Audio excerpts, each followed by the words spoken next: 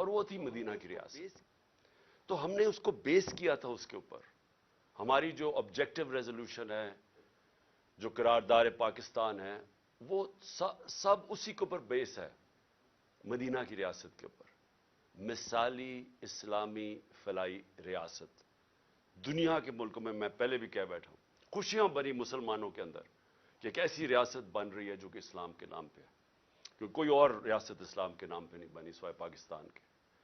تو میں جو ویژن ہے وہ صرف پہلے آپ کو 2-3 جملوں میں ہی بتا دوں کہ جو بنیاد رکھی جاتی ہے مدینہ کی ریاست کی میرے نبی صلی اللہ علیہ وسلم نے, وہ تھی عدل اور انصاف پہ.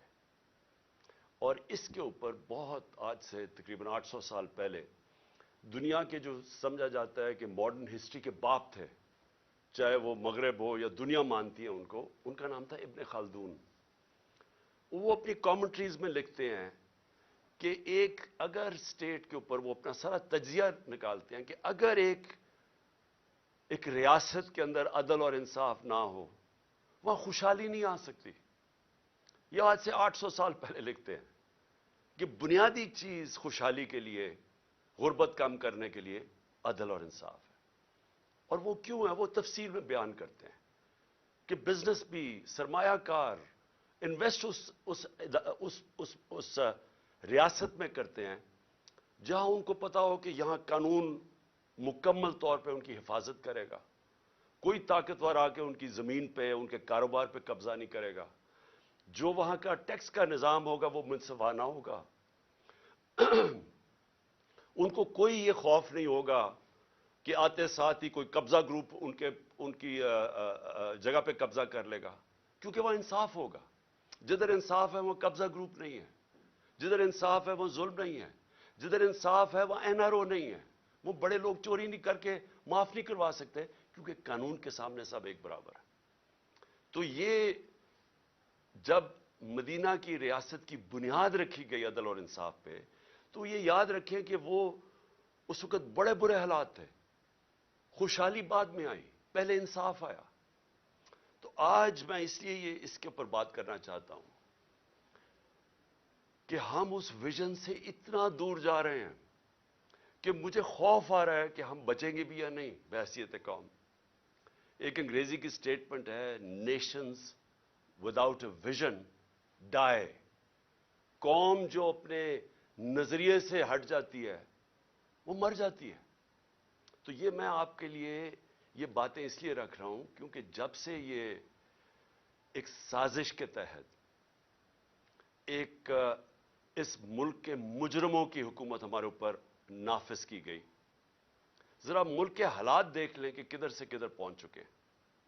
اور میں اس لیے یہ آپ کے لیے کہہ رہا ہوں کیونکہ اب جس طرف آپ جا رہے ہیں میں آخر میں ادھر آؤں گا کہ اگر ہم بحیثیت قوم, میں اپنی ساری قوم کو, پارٹی کو نہیں کہہ رہا, قوم کو کہہ رہا ہوں کہ اگر آج ہم نہیں جاگیں گے اور ہم جد و جہد نہیں کریں گے, ہم سب ذمہ دار ہوں گے جس طرف اب ہم جس رخ پہ نکل چکی ہے. سب سے پہلے معیشت آ جائے. دیکھیں معیشت جو ہے نا, اس کے اوپر بھی ایک بڑا ضروری ہے, میں جو شروع میں بات کی کہ ادھر بھی انصاف چاہیے ہوتا ہے, رول آف لا چاہیے ہوتا ہے, سرٹنٹی چاہیے ہوتی ہے. لوگوں کو یہ, جب تک مجھے یہ اعتماد نہیں ہوگا کہ آج جو میں یہ فیکٹری بنا رہا ہوں, میں دکان بنا رہا ہوں, میں پیسے لگا رہا ہوں, اپنی محنت کے سرمایہ کاری کر رہا ہوں, جب تک مجھے یہ نہیں پتا چلے گا کہ یہ آگے بھی یہی سسٹم رہے گا, جب تک مجھے یہ اعتماد نہیں ہوگا کہ یہ قانون نہیں ایک دم بدل جائے گا, یہ اب سسٹم چلے گا, تب تک میں پیسے نہیں لگاؤں گا.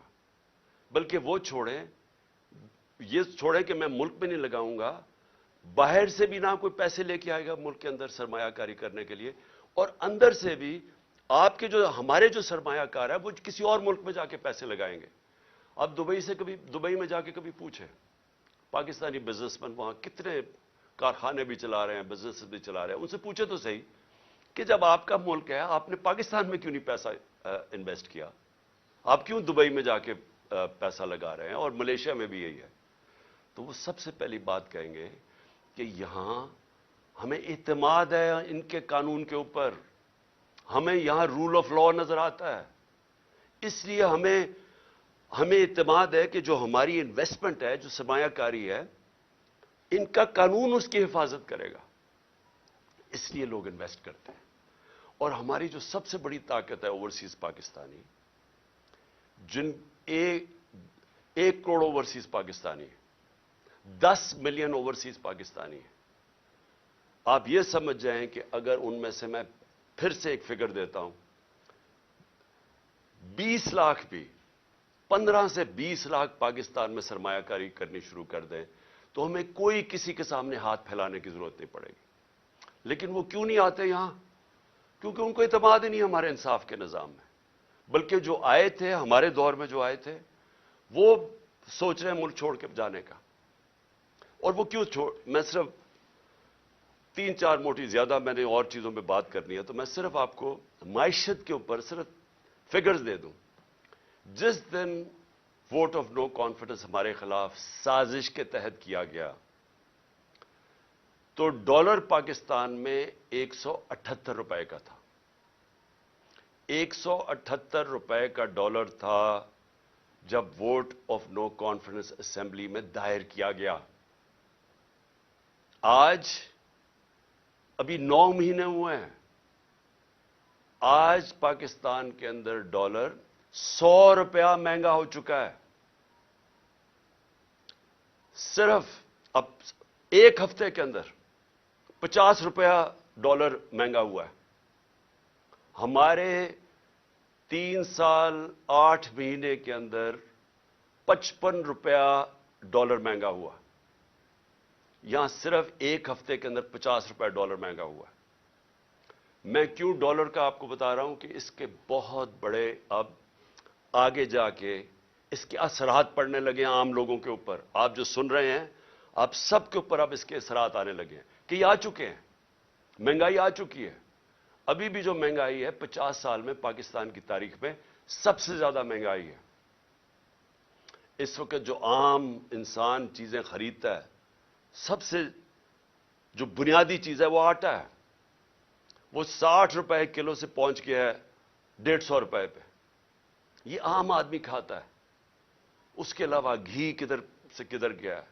اور جو لوگ بجلی استعمال کرتے ہیں, گیس کرتے ہیں, یہ سب مہنگی ہوئی اور مزید اور مہنگی ہونے جا رہی ہیں. جیسے جیسے روپیہ گرے گا, جو چیز ہم باہر سے خریدتے ہیں, جس میں جدھر بھی امپورٹ شامل ہے, وہ سب مہنگی ہوتی جا رہی ہیں اور ہوں گی آگے جا کے.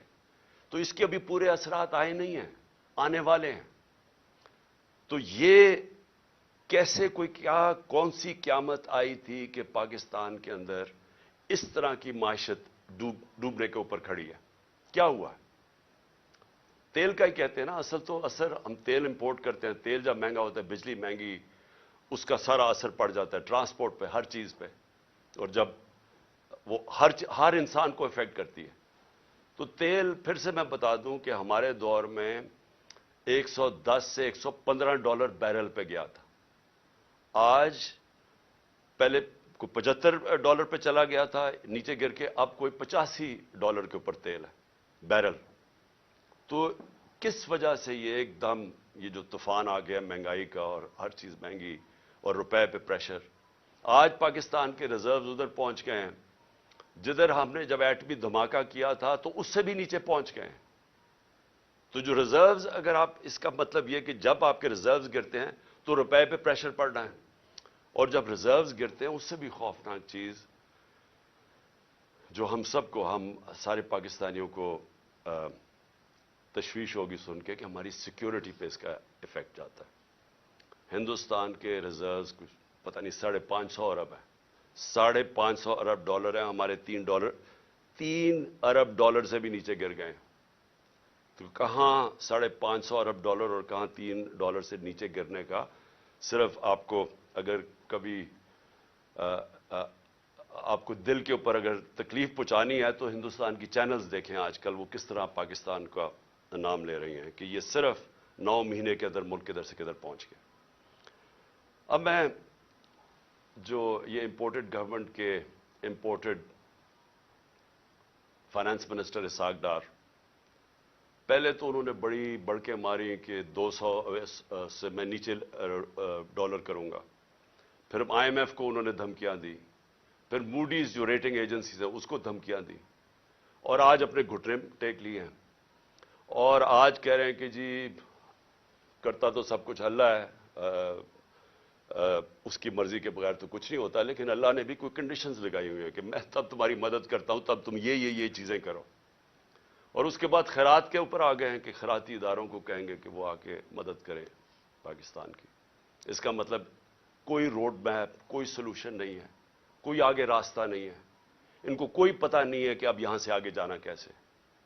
اور میں آپ کو پیشن گوئی کرتا ہوں کہ یہ جو امپورٹڈ سارے لوگ مسلط کیے گئے ہیں, یہ بھاگنے کی بھی تیاری کر رہے ہوں گے.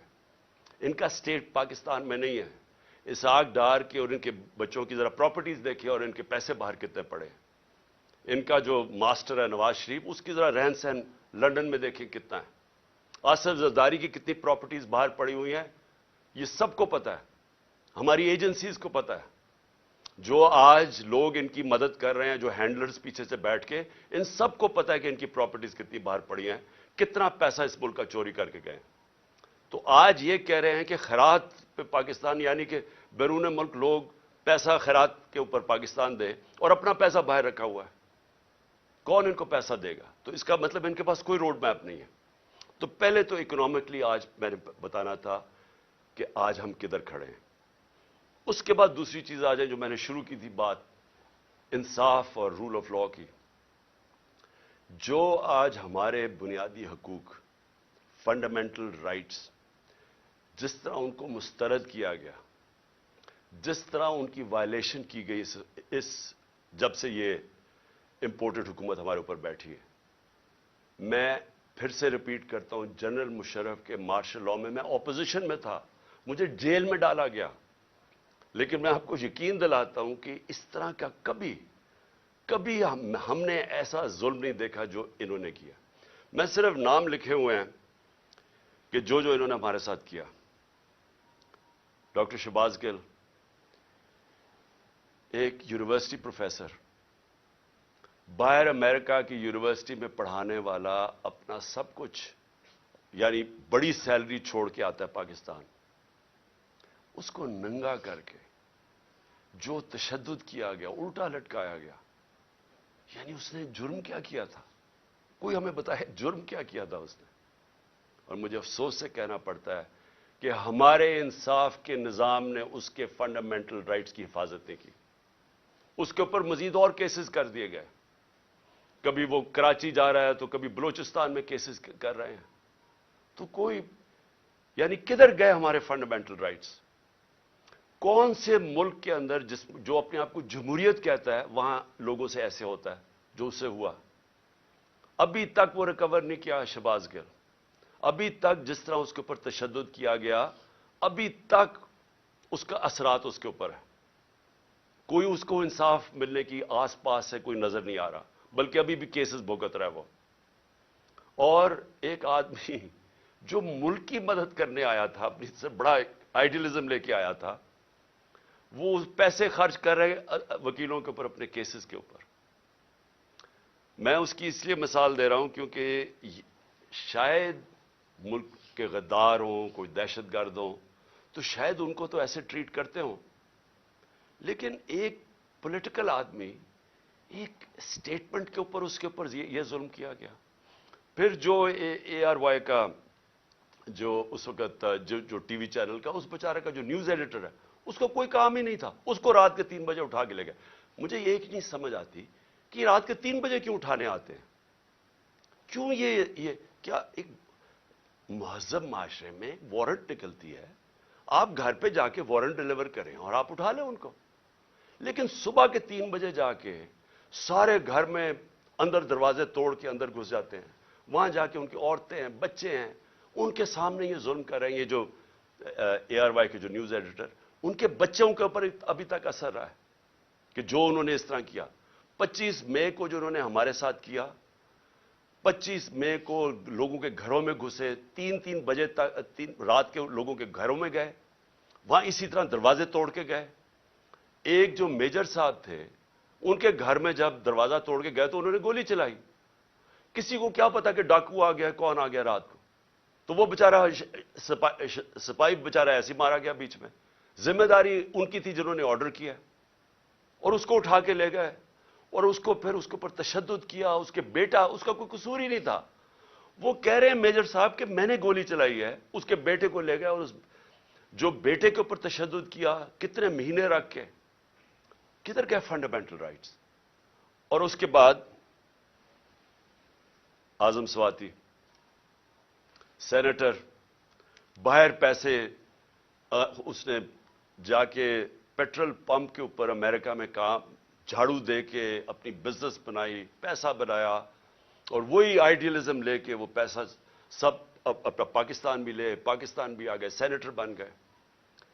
ایک ٹویٹ کے اوپر, اور ٹویٹ اتنی سچی ٹویٹ ہے کہ باجوہ کو کہہ رہے ہیں کہ آپ نے NRO2 دیا, ساری قوم کہتی ہے اس نے دیا, اس میں تو کوئی شک نہیں ہے.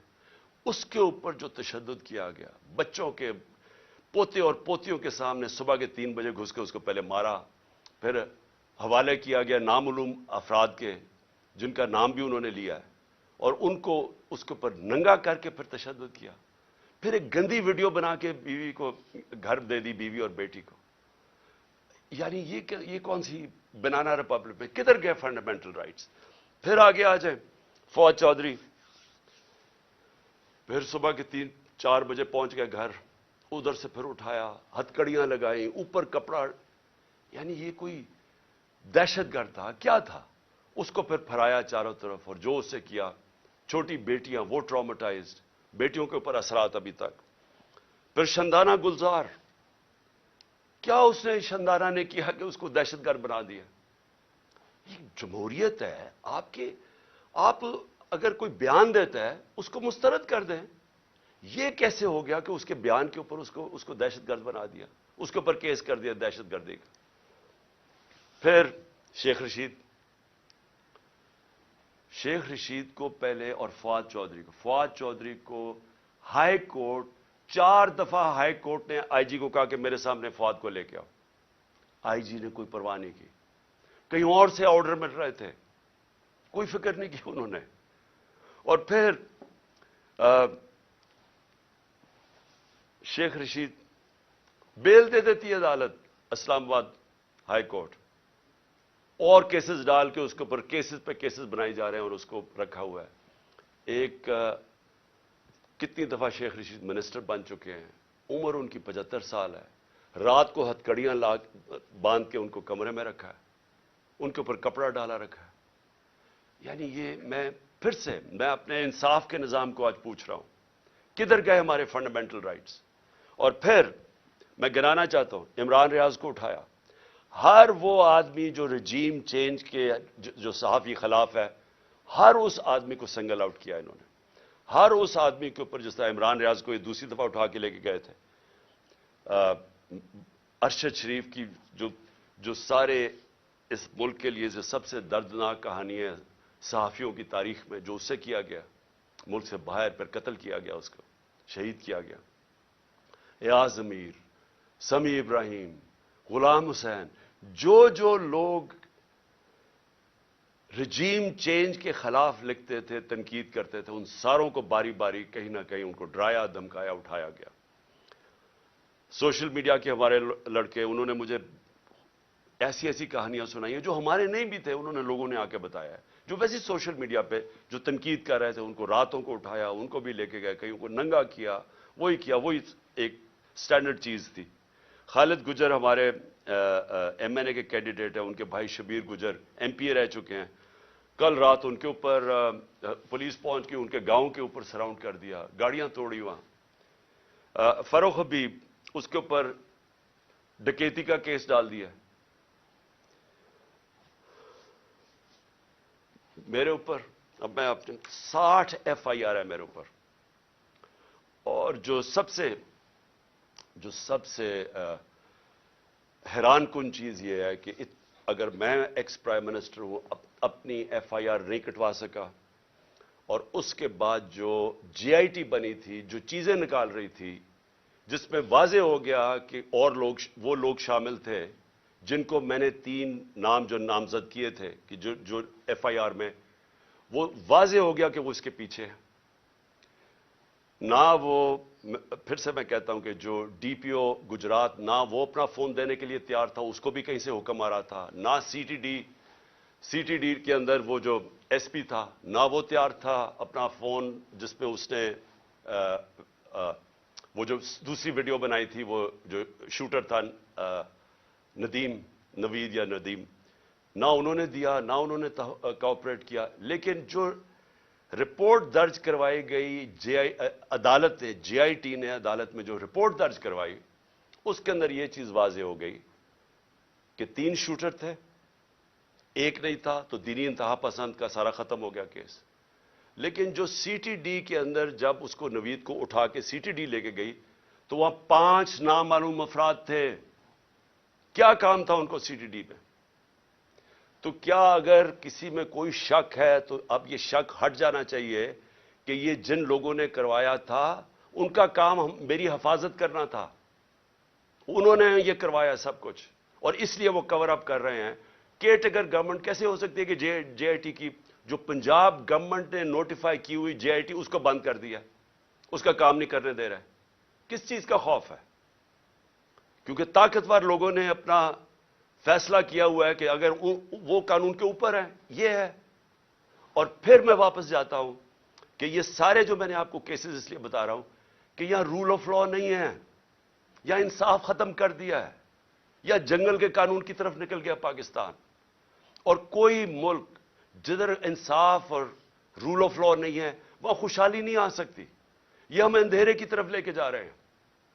اور یہ مزید جتنی یہ اور کوششیں کر رہے ہیں، جتنا ہمیں ڈرانے دھمکانے کی، یہ صرف ثابت کر رہے ہیں کہ اس ملک میں مائٹ از رائٹ ہے، جس کی لاٹھی اس کی بھینس، کہ کوئی انصاف نہیں ہے کمزور کو. یہ ثابت کر رہے ہیں کہ یہ جو لوگ اوپر بٹھائے ہوئے ہیں ہمارے، ان کا صرف مقصد ہی ایک ہے کہ کسی نہ کسی طرح اپوزیشن کو ڈرا دھمکا کے ختم کرو، تاکہ یہ ختم ہو جائے. تو پھر وہ جو میں جس کا نام 12th مین بھی رکھا ہوا ہے، وہ لڑنے سے بھاگا بھاگا ہے. جب وہ سمجھ جائے کہ اب گراؤنڈ تیار ہو گئی ہے، تو تب وہ آ کے الیکشن جیت کے تو کہے جی دیکھیں بہت بڑا مارکا مارا. یہ صرف گیم پلان ہے. لیکن جو تیسرا میرا پوائنٹ ہے کہ جو پولیٹیکل اس وقت جو ہمارے ملک میں پولیٹیکل انسرٹنٹی ہے، جس کی وجہ سے کبھی بھی معیشت ہماری کبھی بھی وہ استحکام اس میں نہیں آ سکتا جب تک آپ پولیٹیکل سٹیبلٹی نہ لے کے آئیں. تو ہم نے جب فیصلہ کیا، میں نے فیصلہ کیا کہ ہم اپنی 2 گورنمنٹس کو ڈیزالو کرتے ہیں، پختونخوا اور پنجاب کو، تو اس کے پیچھے اپنا ملک کا سوچ رہا تھا کہ میں نے سوچا کہ اگر ہم، آئین کہتا ہے کہ جیسی آپ اپنی گورنمنٹ ڈیزالو کرتے ہیں، جو گورنر ہے اس نے 90 دن کے اندر الیکشن کی ڈیٹ دینی ہے. یہ پاکستان کا آئین ہے. میں نے وہ آئین سوچ کے اپنی گورنمنٹس کو ڈیزالو کیا تھا. اور مجھے تب لوگ کہتے گئے ہمارے کہ یہ نہیں کریں گے، کہ یہ جو طاقتور لوگ ہیں یہ نہیں ہونے دیں گے. اور انہوں نے پوری پہلے کوشش کی کہ کسی نہ کسی طرح ہمیں پنجاب میں کانفیڈنس ووٹ نہ ملے، پھر کہ ہم ڈیزالو نہ کر سکے تھے. ڈرایا دھمکایا، یہاں آ کے بیٹھ گئے وہ طاقتور ہینڈلرز، اور انہوں نے پوری کوشش کی. لیکن اللہ ایک پلان اوپر والے کا بھی ہوتا ہے نا، وہ کامیاب ہو گیا. ہمیں 186 ووٹ مل گئے، اور ہم نے اپنی گورنمنٹ، جب کانفیڈنس مل گیا ووٹ، ہم نے اپنی گورنمنٹ ڈیزالو کر دی. اب یہ سارا ملک اب تماشا دیکھ رہا ہے کہ ابھی تک 18 دن ہو گئے ہیں، دونوں گورنرز نے ڈیٹ نہیں دی الیکشن کی. اور یہ جیسے ہی 90 دن ختم ہوں گے تو ساری قوم سمجھ جائے کہ اس کے بعد یہ آرٹیکل 6 لگے گا ہر کوئی جو گورنمنٹ میں بیٹھا ہوگا، کیونکہ وہ بالکل گورنمنٹ، جو بھی گورنمنٹس ہوں گی ایلیگل ہو جائیں گی، وہ آئین کے خلاف ہو جائے گی. اور جو بھی یہ کوشش کر رہا ہے کہ کسی طرح اس کو آگے کھینچا جائے، اور وہ ہمیں پتہ ہے کون کوشش کر رہے ہیں. ایک تو یہ جو امپورٹڈ ڈاکو بیٹھے ہوئے ہیں ہمارے اوپر، یہ خوف زدہ الیکشن سے، ان کو پتہ ہے کہ الیکشن میں یہ جیت نہیں سکتے. اور انہوں نے تیاری کی ہوئی تھی کہ جتنا ٹائم گزرتا رہے گا اس کے اندر یہی حربے استعمال کر کے ہمیں کمزور کرتے جائیں گے، ایف آئی آرز کاٹتے جائیں گے. عمران خان کی جیل کی پلان کیا ہوا ہے کہ اس کو جیل میں ڈالیں گے، اور پھر ہمارے جو سینئر لوگ ہیں ان کو اسی طرح ہراساں کرتے جائیں گے. جو بولنے والا ہوگا اس کا منہ بند کرنے کی کوشش کریں گے. تو یہ ان کا پلان تھا کہ یہ آہستہ آہستہ جب بالکل ہم کمزور ہو جائیں گے تو تب پھر یہ الیکشن کی کوئی ڈیٹ دیں گے. لیکن ہم نے یہ جو اپنی گورنمنٹ ڈیزالو کر کے اب جو سارا پاکستان آج پاکستان کی عدلیہ کی طرف دیکھ رہا ہے, اور میں یہ امید رکھتا ہوں کہ ہماری عدلیہ آئین کے ساتھ کھڑی ہوگی, کیونکہ اگر یہ 90 دن سے اوپر جاتا ہے تو یہ پاکستان کے آئین نہیں, پاکستان کے رول آف لا نہیں, یہ ساری پاکستان کی جمہوریت اس وقت ختم ہو جاتی ہے. اس کا مطلب جمہوریت نہیں ہے یہاں, کیونکہ جمہوریت تو چلتی ہے آئین کے اوپر. تو لہٰذا یہ سب اب سارا قوم تماشا دیکھ رہی ہے کہ کیا 90 دن میں الیکشن ہوگا یا نہیں ہوگا. میں ابھی آپ کو کہہ رہا ہوں کہ یہ جو امپورٹڈ حکومت ہے یہ اتنی خوفزدہ الیکشن سے, کیونکہ انہوں نے پوری کوشش کی سب کو ملا کے, جو 16 جولائی کو الیکشن ہوئے تھے بائی الیکشنز پنجاب میں, اس کے باوجود ہار گئے. پھر اس کے بعد ساری جماعتیں ایک ٹکٹ پہ لڑی, پھر ہار گئیں, وہ جو اگلا اکتوبر میں الیکشن ہوا تھا. تو یہ ڈرے ہوئے الیکشن سے, تو یہ الیکشن سے ڈرے ہوئے ہیں, ملک تباہی کی طرف لے کے جا رہے ہیں. روڈ میپ ہے کوئی نہیں, کوئی چیز کنٹرول میں ان کے نہیں ہے, صرف اور صرف اس ڈر سے کہ الیکشن نہ ہار جائیں. ان کو کوئی فکر نہیں ہے کہ ملک برباد ہو جائے, کیونکہ ان کے پیسے باہر پڑے ہوئے ہیں, ان کا پاکستان میں سٹیک ہی کوئی نہیں ہے. انہوں نے پھر سے میں کہہ رہا ہوں یہ پھر باہر بھاگیں گے. لیکن اس جو ملک میں رہنے والے لوگ ہیں ان سب کو تو سوچنا چاہیے نا کہ ہم کدھر جا رہے ہیں, اور ان کو فکر کرنی چاہیے, ہم سب کو فکر کرنی چاہیے کہ اگر یہ ملک نہیں ہے تو ہم نہیں ہیں. اور اگر جس طرح معیشت تباہ ہوتی جا رہی ہے تو سب سے پہلے تو ہماری ساورنٹی جا رہی ہے, آزادی ہماری جائے گی, اور جو ہم پہلے سے کہہ بیٹھے. تو میں آخر میں میں ختم کرنے سے پہلے میں یہ جو دہشت گردی ہوئی, دہشت گردی کو بھی پوری کوشش کی گئی کہ کسی نہ کسی طرح اس سے سیاسی فائدہ اٹھایا جائے. میں یہ شہباز شریف کے سامنے رکھنا چاہتا ہوں, کیونکہ شہباز شریف کو کوئی یا تو یاداشت ختم ہو گئی ہے یا پریشر میں آ کے ان کو چیزیں نہیں یاد. تو انہوں نے کہا جی کے پی نے پیسہ نہیں خرچ کیا یا کچھ نہیں کیا یا کے پی ذمہ دار ہے. میں صرف آپ کو بتانا چاہتا ہوں کہ پختونخوا میں 2013 میں جب ہماری حکومت آئی تھی تو تقریباً 700 پولیس والوں نے شہادتیں دے چکے تھے. پولیس ڈیمورلائز تھی, پولیس کے حالات برے تھے اس وقت, کیونکہ پولیس اپنے آپ کو ڈیفینڈ کر رہی تھی, لوگوں کو کیسے ڈیفینڈ کرتی. اور سب سے زیادہ جو قربانی دی وہ پختونخوا اور اب جو قبائلی علاقہ اس کا حصہ بن گیا, قبائلی علاقے کے لوگوں میں سب سے زیادہ قربانی, اور اس کے بعد پختونخوا کے لوگوں نے سب سے زیادہ وار آن ٹیرر میں قربانی دی تھی. اس لیے کل وہ اتنی تعداد میں نکلے ہیں امن مارچ میں, کیونکہ ان کو خوف ہے کہ پھر سے آپریشن شروع ہوا تو پھر جس وقت آپریشن ہوگا تو اس میں بے قصور شہری مارے جاتے ہیں جس طرح پہلے وہ مارے گئے تھے. تو اس لیے ان کو خوف آ رہا ہے کہ کسی طرح یہ امن ہو وہاں, یہ پھر سے آپریشنز نہ شروع ہو جائیں. لیکن جب شہباز شریف نے کہا نا کہ ہم نے کوئی توجہ نہیں دی, تو میں ذرا صرف آپ کو فگرز بتانا چاہتا ہوں. 9 سال, اور مجھے اس چیز کا فخر ہے کہ ہم جب 2013 کے اوپر آئے تو صرف آپ گراف دیکھ لیں دہشت گردی کا, اس سے پہلے دیکھ لیں اور اس کے بعد سارا دہشت گردی نیچے آئی, اور وہ نیچے آئی میں بتاؤں گا کیوں آئی. اور ہم جب فیڈرل گورنمنٹ میں تھے تو کیوں نہیں اس طرح کی دہشت گردی تھی. تب ہم ذمہ داری تب لیتے ہیں جب ہم گورنمنٹ میں بیٹھے ہوئے تھے. جب گورنمنٹ سے 9 مہینے نکل چکے ہیں, ذمہ داری آپ کی ہے, نااہلی آپ کی ہے. پختونخوا نے 9 سالوں میں 2013 کے بعد 600 ارب روپیہ خرچ کیا سیکیورٹی کے اوپر. اس سے پہلے ٹریننگ کا ایک پولیس کا سکول تھا, 4 سکول بنائے ہمارے ہوتے ہوئے, 4 نئے سکول بنائے گئے پولیس کے ہمارے دور میں 9 سالوں میں. اس سے سب سے امپورٹنٹ چیز کہ ایلیٹ ٹریننگ سکول بنایا نوشہرہ میں, کہ ایلیٹ پولیس اس کی ٹریننگ کی جائے. اسپیشل کامبیٹ فورس بنائی گئی جس کا صرف مقصد تھا کہ دہشت گردی کے لیے ان کو ٹرین کیا جائے. اس کی وجہ سے دہشت گردی نیچے آئی. پھر شہباز شریف نے کوئی کہا کہ جی فورینزک ڈی این اے کی لیبارٹری نہیں بنی. 2017 میں خیبر میڈیکل کالج میں ڈی این اے کی لیبارٹری بنائی گئی. تو میں یہ جو جھوٹ بولے گئے وہ ختم کرنا چاہتا ہوں.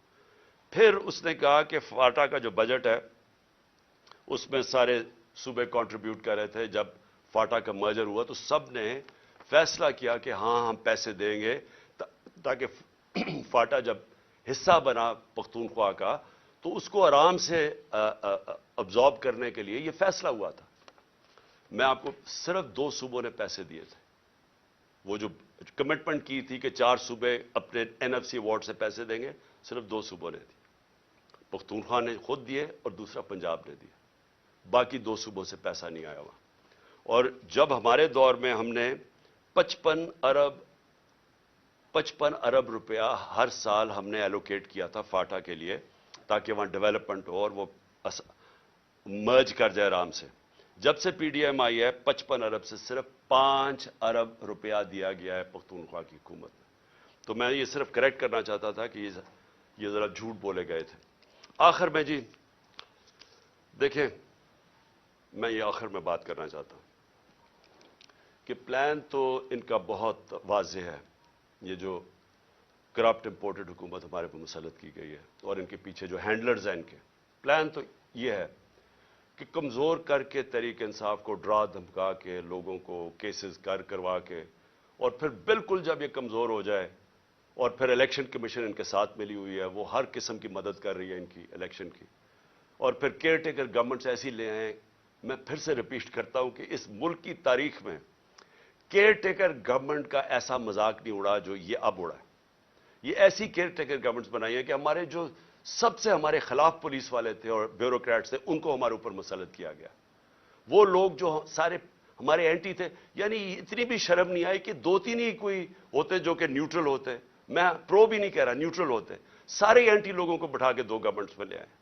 الیکشن کمیشن بھی ان کی, کیئر ٹیکر گورنمنٹس بھی ان کی, پیچھے سے جو مدد بھی ان کی آ رہی ہے, اور اس کے بعد کیسز کروا کے اور جیلوں میں ڈال ڈول کے تو پھر یہ الیکشن کا پلان بنا ہوا ہے.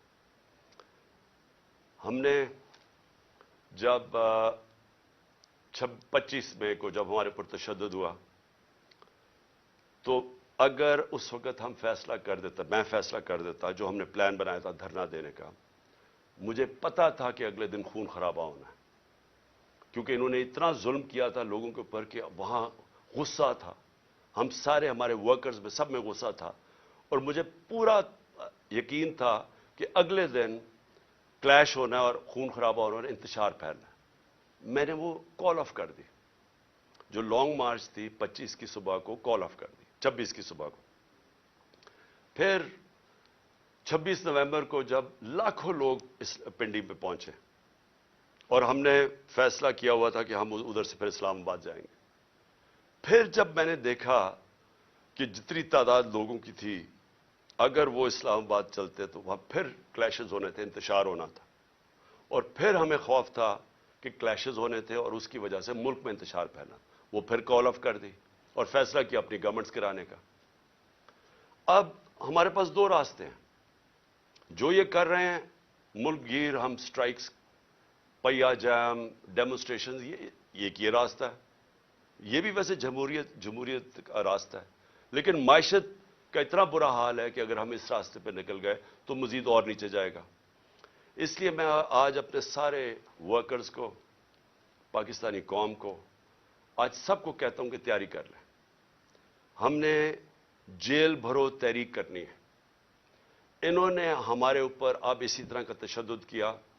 ساری میں اپنے نوجوانوں کو, قوم کو, لوگوں کو تیار کر رہا ہوں کہ اگر یہ سمجھ رہے ہیں کہ اس طرح کا تشدد کرتے رہیں گے اور چپ کر کے بیٹھے رہیں گے تو ہم بہتر یہ ہے کہ بجائے ہم توڑ پھوڑ کریں اور سڑکوں پہ نکلیں, جو ہماری پارٹی تیار ہوئی ہے اس وقت, ہم سارے تیاری کریں جیل بھرو تحریک کی, اور ہم انشاءاللہ پاکستان کے سارے جیلوں بھر دیں گے تاکہ ان کا شوق پورا ہو جیلوں کا, کہ اگر یہ سمجھ رہے ہیں کہ ہمیں اس سے خوف زدہ کر دیں گے اور ہم کسی طرح چپ کر کے پیچھے ہٹ جائیں گے اور اجازت دے دیں گے ان چوروں کو پھر سے اپنے اوپر مسلط کرنے کے لیے, تو یہ ہم ان کا شوق پورا کر دیتے ہیں.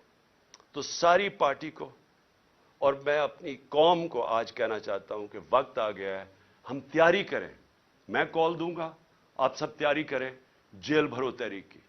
اور جیسے میں آپ کو سگنل کروں گا تو سارے ہمارے لوگ نکلیں گے اور ہم اپنی جا کے گرفتاریاں دیں گے تاکہ ایک ہی دفعہ ان کو پتا چل جائے کہ قوم کھڑی کدھر ہے.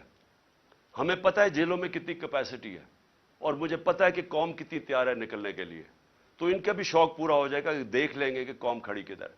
اس لیے میں آج ساروں کو تیار کر رہا ہوں اور میرے آپ نے سگنل کی انتظار کرنی ہے. پاکستان پائندہ باد.